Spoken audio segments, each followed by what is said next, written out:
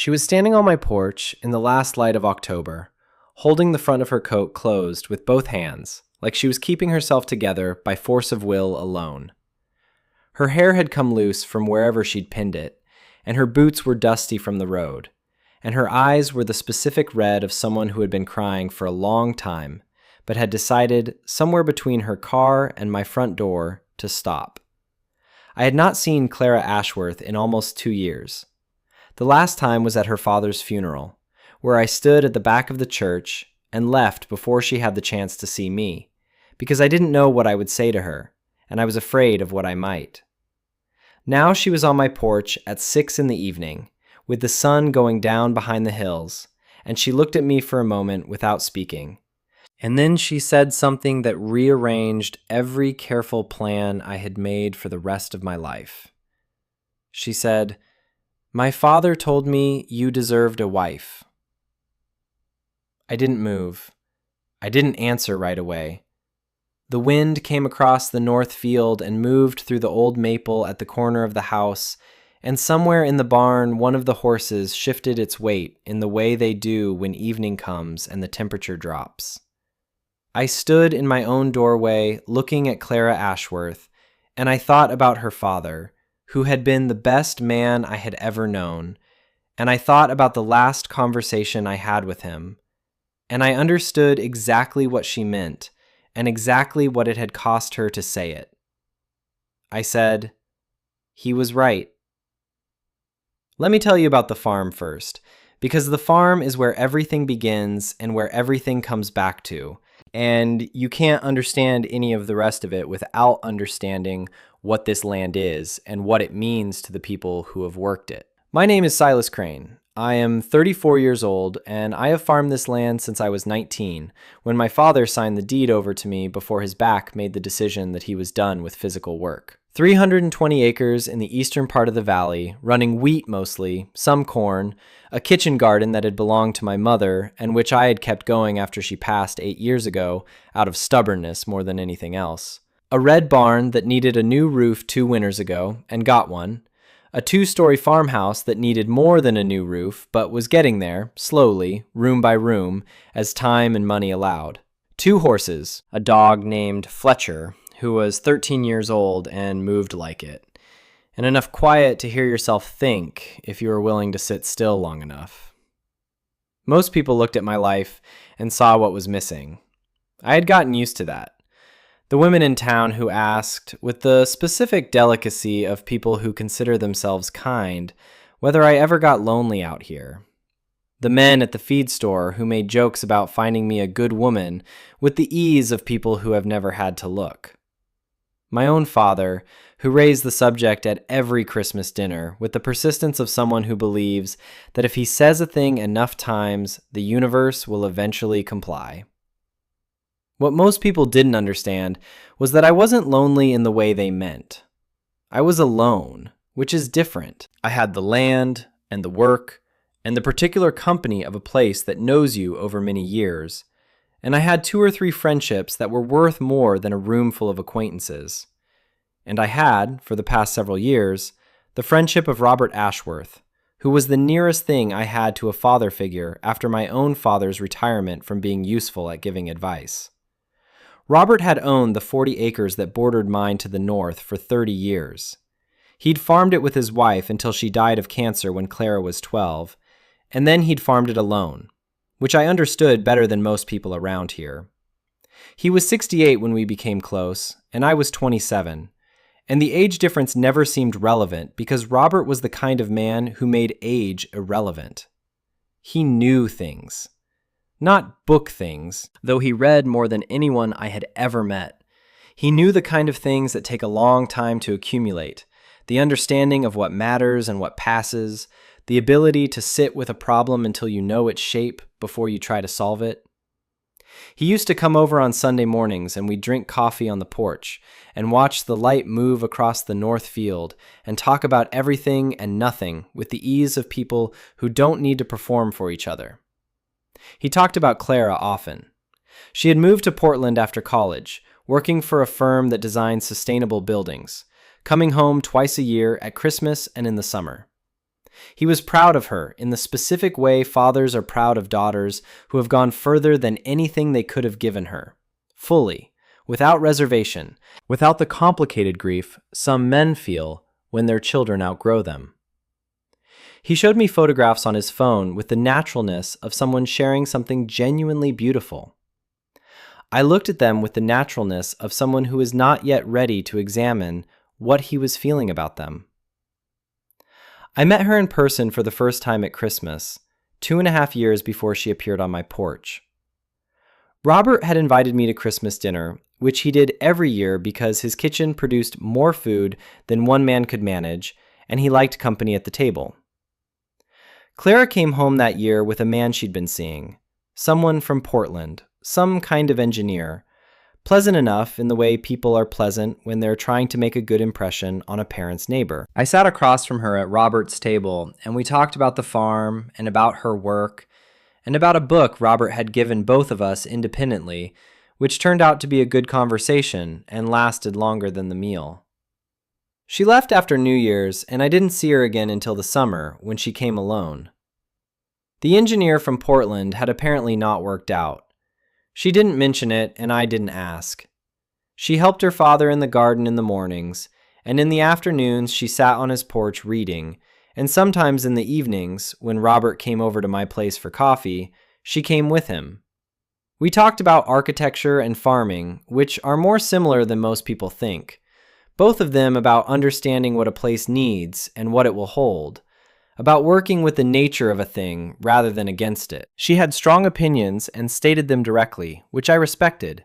She laughed at things I said without performing it, which I noticed more than I should have. She went back to Portland in August. Robert and I never talked about her in any way that acknowledged what might have been obvious to someone watching. I think we both understood, without saying it, that some things need time to declare themselves, and that forcing the declaration was more likely to damage it than anything else. Robert got his diagnosis in November of that year. Heart disease, advanced, the kind that arrives with a specific timeline attached.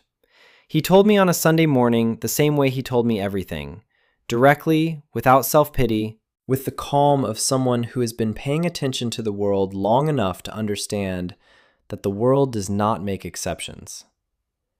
He said he had probably a year, maybe less. He said he was not frightened of dying, but he was concerned about the land and about Clara, in that order. Which was not how he would have ordered it if pressed, but which was honest about how his mind worked. We spent that year the way we'd spent the years before it, mostly, except with a weight underneath everything that we didn't speak about directly, because speaking about it directly would have required us to acknowledge what was coming, and we had both silently agreed that what we had between us was more valuable than the acknowledgement. He got weaker in stages, each stage a new negotiation between what he wanted to do and what his body allowed. I helped where I could without making it a thing that needed to be named. I fixed his pump when it went. I drove him to his appointments in town when he stopped driving himself. I ate at his table more often and stayed later, and we talked longer into the evenings. And I understood that we were both trying to get through the whole library before the library closed. He died in April, quietly, in his own house, which was what he had asked for and what he got. Clara flew in and stayed for 3 weeks. I saw her at the funeral and at the reception afterward, where she moved through her father's house with the particular composure of someone who is holding grief in both hands and doesn't have a hand free for anything else. I spoke to her briefly, offered what I could, which wasn't much, received what she could give, which was a look that said, "Thank you," and "I know," and "I can't right now," all at once. Then she flew back to Portland, and I went back to the farm, and the north field sat empty that summer because no one was farming Robert's land anymore. I thought about her more than I meant to. I didn't do anything about it because there was nothing appropriate to do. Her father had just died. She was 3,000 miles away. The distance between what I might have felt and what the situation permitted was wide enough that crossing it would have been wrong. And I was not willing to be wrong about something that had, underneath all the silence and the careful distance, always felt right. 8 months passed. I farmed my land and checked on Robert's property when I could, and paid his bills out of what the estate had left in a local account. Because Clara had asked me to handle it, and I had said yes, because it was the right thing, and because doing something useful in the direction of her father felt like the only way left to honor him. And then it was October again, and the light was doing the thing it does in October in this valley, going gold and specific in the way that makes the ordinary world look temporarily extraordinary. And I was coming back from the barn at 6 p.m, and Clara Ashworth was standing on my porch. I won't pretend I didn't feel what I felt when I saw her. I had spent 8 months not letting myself feel it at full volume, keeping it at the level of something managed, something I checked on periodically and then put back in its appropriate place. Seeing her standing there in the October light, with her coat held closed and her hair loose and her eyes red and dry in that specific order, I felt it at full volume. I let myself feel it for exactly as long as it took me to say he was right. After that, I focused on what she actually needed, which was what I was better at anyway. She came inside. I made tea, which is what my mother had done for every difficult situation, and which I had never stopped doing because it was useful, and because the ritual of it gave people something to do with their hands while they figured out what they needed to say. Clara sat at the kitchen table and wrapped her hands around the cup and looked at it for a while. She told me what had happened. She had lost her job 3 weeks before. The firm had restructured, and her position had been eliminated, with the specific corporate language that makes cruelty sound procedural. Her apartment lease was up at the end of the month. She had been carrying both of those things alone, while also carrying the ongoing fact of her father's absence, which she said had become harder rather than easier as the months passed. Which is not what anyone tells you will happen, but which is what actually happens when you lose the person who is most yourself in the world. "I have nowhere to go," she said. Not asking, just stating it plainly, the way she stated everything. "You have here," I said. She looked up from the cup. "Silas, I can't just arrive on your doorstep." "You already did," I said. "And I have a spare room and more food than I can eat, and your father's land is sitting empty and needs someone to look after it." She was quiet for a moment. "That's a very practical answer." "I'm a practical person." She looked at me with an expression I couldn't fully classify, something between gratitude and something older and more complicated that I wasn't ready to press on yet. "He talked about you all the time," she said. "You know that." "I know." "He said you were the most decent man he'd ever met who didn't know it about himself." I looked at my own tea. "He was generous." "He wasn't," she said. "He was accurate. He didn't waste words on generosity when accuracy would do." She turned the cup slowly. "He told me something the last time I came home, before he got too sick to have long conversations." She paused. "He said you deserved a wife. He said he worried about you being alone out here after he was gone. He said you were the kind of man who needed someone to come home to, not because you couldn't manage alone, you could manage alone indefinitely, but because you were better than alone. He said you were wasted on quiet." The kitchen was very still. Fletcher had come in from wherever he'd been and was lying under the table, his slow, old breathing the only sound for a moment. "He also said," Clara continued, her voice lower, "that he thought I had been wasting something too, being out there, being alone in a city where I didn't really belong. He said he thought I already knew where I belonged. I was just waiting until it was allowed to be obvious." I looked at her across the kitchen table. She was looking back at me with the directness she had always looked at things, straight on, without flinching, with the willingness to let the moment be exactly as heavy as it actually was. "He was right about that too," I said. She exhaled. It was a shaky exhale, the kind that has been held in for a long time. "I don't want to come here because I have nowhere else to go," she said. "I want to come here because I want to be here. I need you to know the difference." "I know the difference," I said, "and I know you." She stayed in the spare room that first night. In the morning, I found her already in the kitchen making coffee. Real coffee, not the instant I'd been tolerating for months. From a bag she'd brought from Portland. And she had also found the eggs and was making them properly, which was to say, with attention and butter, and without looking at her phone while she did it. I stood in the doorway for a moment, watching her move around my kitchen with a naturalness that should have been strange and wasn't. "You know where everything is," I said. "I've been in this kitchen 100 times, she said. "Sit down. You have a pump to fix this morning, and you should eat first." I sat down. She was right about the pump. I hadn't told her about it. She had known because she paid attention, the way her father paid attention, and it should not have surprised me. We worked out a life over the following weeks the way practical people work things out.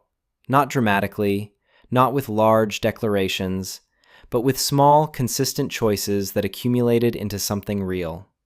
She took on Robert's land, which had been sitting unplanted, and began the work of understanding what it needed and what it would hold. She went to the county office and filed the paperwork to maintain the property through the estate. She drove the tractor with the specific concentration of someone learning something difficult and refusing to do it badly. And at the end of the first week, she could do it without my instruction. And at the end of the second, she could do it better than I might have expected. She was an architect by training, and she brought that to everything. The understanding that structure matters, that the way you build a thing determines what it can hold, that attention to the foundation is not over caution, but intelligence. She helped me plan the roof repair on the east side of the barn that I'd been putting off because I hadn't worked out the load-bearing problem. She looked at it for about 20 minutes with a pencil in her hand and solved it in a way I hadn't considered. I put it on paper, and we built it over 2 weekends, and it was the best work I had done on that barn in years. In the evenings, we ate at the kitchen table and talked about the day's work, and about Robert, and about Portland, and about the specific strangeness of starting over in the middle of your life, which she was doing, and which she approached with the same clear-eyed practicality she brought to everything else. She cried sometimes, not often, not for long, always cleanly, the way someone cries when they allow themselves to feel something completely and then let it pass. I learned to sit with it without trying to fix it, which was the thing Robert had told me was the most important thing you could do for a person who was grieving. Not fix, just stay. I told her about my mother one evening in November, the first time I had talked about it to anyone in years, about what it had been like to lose her when I was young and to learn to run this house alone, and how the kitchen garden had been the hardest thing to keep going because every plant in it was something my mother had chosen. Clara listened the way she listened to everything, completely, without rushing to respond. When I was done, she was quiet for a moment, and then she said, "She sounds like someone who knew what she was building." I didn't know what to say to that, so I just nodded. The thing between us was there from the beginning. We both knew it. Neither of us pushed on it too quickly because neither of us was willing to get it wrong. It was there the way good things are there when they've been a long time coming, already fully formed, already certain of itself, just waiting for the right moment to be acknowledged. The moment came on a night in December, cold and still, with the first real snow of the season coming down outside the window. We had eaten late and were sitting by the wood stove the way we'd started sitting most evenings, her with her sketchbook, me with a farming journal I was probably not reading, Fletcher on the rug between us as if he had always been there for this specific purpose. She looked up from her sketchbook and said, "I want to stay." I looked at her. "You are staying."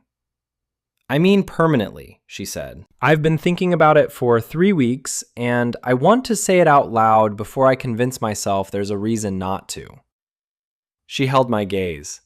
"I want to farm the land, and I want to stay in this valley, and I want to stop waiting for my life to begin somewhere else." A pause. "And I want to do all of that here, near you, with you, if you want that." I closed the journal. Fletcher's ear twitched once, then settled. "Clara," I said, "I have wanted that since the first Christmas you came home and we talked about that book your father had given us both." She stared at me. That was 3 years ago. Yes. You waited 3 years. Your father had just been diagnosed. It wasn't the right time. And then he was dying. And then he was gone. And then you needed time to grieve properly. And I was not going to be the thing that interrupted that. I looked at her. He told me to look after you. I was looking after you. By waiting. By being here when you were ready. Which is what looking after someone actually means most of the time. She was quiet for a long moment. The snow came down outside, visible through the window, soft and steady. Fletcher sighed once in his sleep. My father knew, she said. He knew about you. That's why he told me you deserve the wife. Her voice was very steady. He was telling me to come home. I know, I said. I understood that when you said it on the porch. And you just let me take 3 months to settle in and figure out the tractor before you said anything. You needed to choose it for yourself, I said. Not because you had nowhere else to go. Not because of grief. Because you wanted to. She looked at me across the wood stove for a long moment. Then she put down her sketchbook and stood up and crossed the room. And I stood up too because it seemed like the right thing to do. And she put her hand on my face and looked at me the way she looked at things, straight on, without flinching, and said, He was right about you. He was right about a lot of things, I said. She kissed me then, and I kissed her back, and Fletcher didn't stir at all, which suggested he had been waiting for this even longer than we had. The months that followed were the simplest and the most complete of my life. Not easy. Farming is never easy, and grief doesn't follow a schedule, and two people building a shared life, even when they are well suited to each other, have to negotiate things that can't be rushed. But simple, uncomplicated at the root. We worked the land together, and we ate together, and we sat by the stove in the evenings and talked about the things that mattered, and were quiet about the things that didn't need words. In the spring, Clara began a project she had been sketching all winter, a redesign of Robert's farmhouse, which had sat closed and cold since his death, and which she wanted to make livable again. Not for herself, she said. She was here now and wasn't going back to that house. But for the land, for the continuity of it, for the idea that the place her father had spent 30 years building shouldn't end with him. She drew the plans on the kitchen table over 4 evenings and showed them to me on the 5th. They were beautiful. Everything she did was beautiful in that specific way that comes from understanding structure, not ornamentation, just the rightness of things in their proper relation to each other.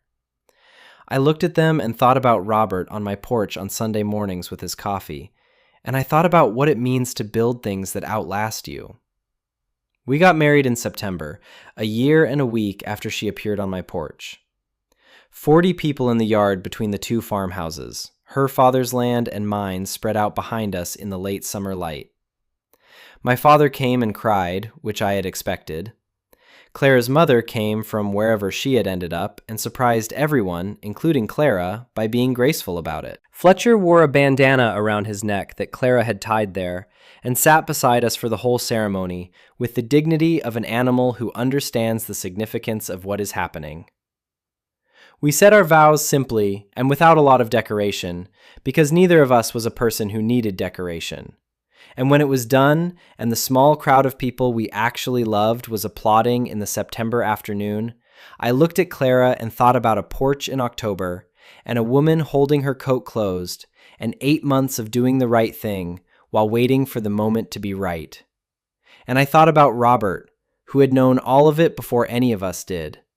And I thought about the ways a good person can look after you, even from a long way away, through the things they said to the people they loved while they were still able to say them. In the evenings now, we sit on the porch that was mine and is ours, and Fletcher is on the step below us because the steps are easier on his old joints than the porch boards.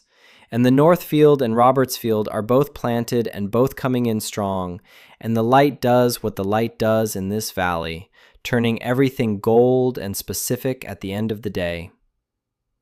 I am not a man who talks about the things he is grateful for, but I am grateful for an October evening and a dusty-booted woman and 5 words whispered on a porch that said everything that needed saying. And I am grateful, every day, for the man who said them to her before I had the courage to say them to anyone. I want to go back to Robert for a moment, not to mourn him. The mourning is ongoing and private and doesn't need to be performed here. But because I think the story isn't honest if it doesn't account fully for who he was and what he did, not just at the end, but across the whole of it. Robert Ashworth was the kind of man who understood that care is mostly invisible, that the significant things you do for the people you love rarely announce themselves as significant at the time. They look like Sunday mornings and cups of coffee and showing up with the right tool at the right moment and sitting quietly in a room where someone is having a hard time and not trying to fix what can't be fixed. They look like knowing when to speak and when to simply be present. They look like telling your daughter in the last months of your life that there is a man on the farm beside yours who is worth knowing, not because you are arranging anything, not because you are orchestrating a particular outcome, but because you want her to know that such men exist and that she has already been sitting across the table from one. He never told me directly. He wouldn't have. It would have been too much, too heavy, too directive, too much like the kind of thing that doesn't leave room for the people involved to find their own way to it. But he told Clara, and he trusted her to do with it what she would. And he trusted me to be the man he believed I was. And he was right about both of us. That is what good people do. They trust you. They say what needs to be said to the people who need to hear it. And then they step back and let you live your own life. And they believe that what they planted in you will grow in the right direction when the conditions are right. The conditions were October, and cold, and a porch, and 5 words. I think about all the ways that moment could have not happened. If Clara had stayed in Portland and found a different apartment and a different job and built a different life. If I had not been the kind of person her father trusted enough to talk about in the way he talked about me. If Robert had lived longer, which seems like it would have made things more possible, but might actually have made them less, because the urgency of what he said to her came precisely from the fact that he was saying it while he still could. Grief is strange. It takes things from you, and it gives you back things you didn't know you were missing. It tore a hole in both of us, Clara and I. The same hole, roughly, shaped like a tall man with a Sunday morning habit and a phone full of photographs he was proud of. And it was through that hole, in a way, that we found each other properly. Not for the first time. We had been finding each other for years in the way people do when they are not yet ready to name what they are finding. But properly, without the careful distances and the right timing and the management of what was allowed. The hole is still there. You don't fill those holes. You build around them, with them. You let them be part of the structure rather than trying to patch them shut. Clara understands this better than anyone. She built it into the plans for her father's farmhouse. There is a room in the redesign that is exactly what his study was. Same dimensions, same window placement, same orientation to the morning light. She said she didn't do it consciously. She said she only realized it when she measured the finished room and compared it to the photographs. I believe her. That is how grief works when you are honest about it. It finds its way into the shapes of things without asking your permission. We lit a lamp in that room on a Sunday morning in April, the first spring after the renovation was done. We brought coffee out to the porch that looks over the north field, the same porch where Robert had sat for 30 years, and we drank it in the morning light and didn't say much. Fletcher came with us because he always came with us.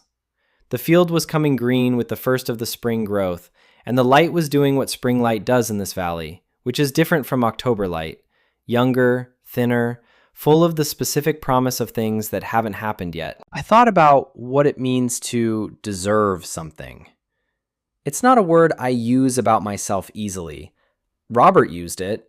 He told Clara I deserved a wife, and Clara told me, and I said he was right. And I meant it, but I meant it differently than it might sound. I didn't mean that I had earned it, like a reward for good behavior. I meant that I was ready for it, that I had become, through the years of working the land and learning from Robert and sitting with the hard things rather than running from them, the kind of person who could hold something real without dropping it. That is what I think he meant. Not a prize, a readiness. Clara was ready too, though she'd had to travel further to get there.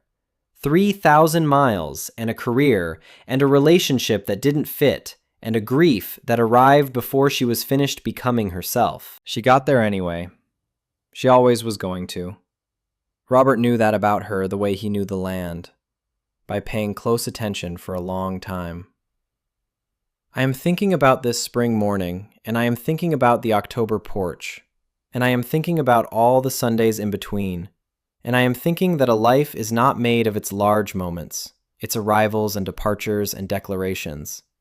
It is made of the ordinary material of days, the lamp lit in the morning, the coffee made correctly, the pump fixed, the field planted, the quiet held between two people who have stopped needing to fill it with noise. It is made of the patience to wait for the right time, and the courage to speak when it comes. It is made of men like Robert who know things and say them while they still can. I am grateful for this land. I am grateful for the life that has been built on it. I am grateful for a woman who appeared on my porch in October with her coat held closed and said 5 words that contained everything. And I am grateful, every morning, every season, every year that passes, for the man who told her to say them.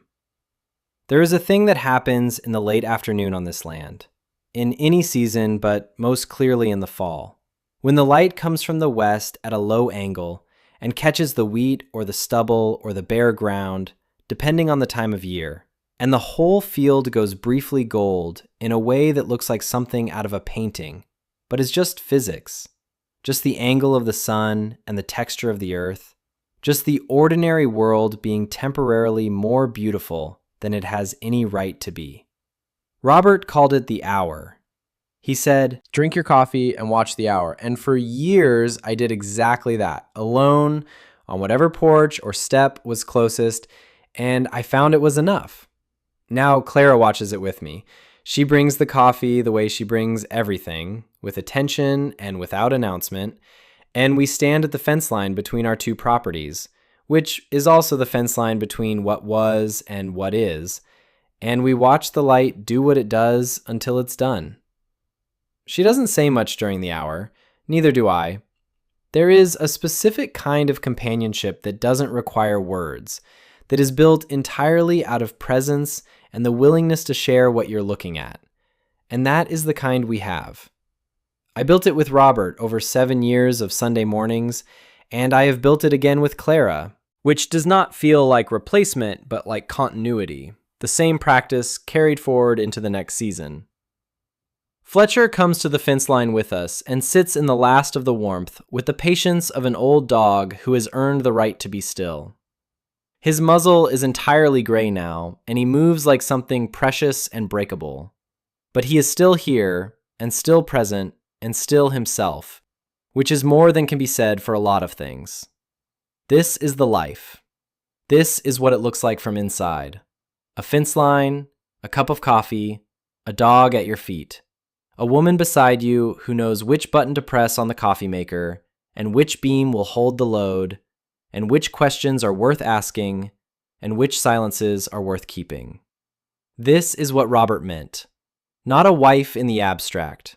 This woman, this field, this hour. He was right.